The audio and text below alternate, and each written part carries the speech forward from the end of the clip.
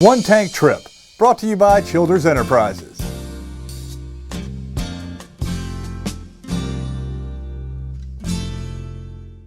This week's One Tank Trip brings us to southern West Virginia's very own Summers County. Located there is the Hinton Railroad Museum, which brings people back to the times of the C&O Railroad and the industry that built the area from the ground up. The museum has been serving the area since 1991. Everything in the museum has either been donated or put on loan directly from the community. Even the large wooden railroad scene you see right here was graciously loaned to the museum by a local family. According to a volunteer with the museum and member of the Summers County Historical Society, Bobby Cox, the museum is a great way to learn about local history and see what things were like decades ago for a worker on the railroad.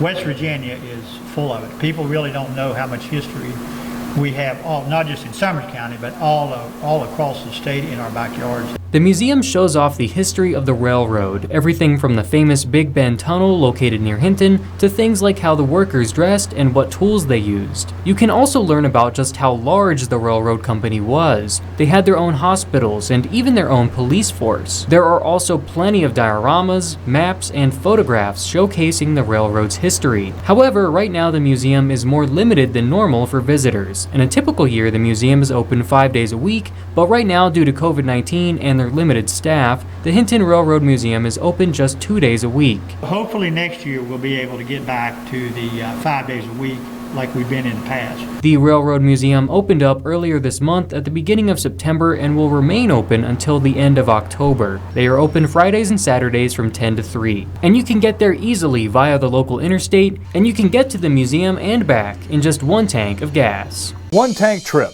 brought to you by Childers Enterprises.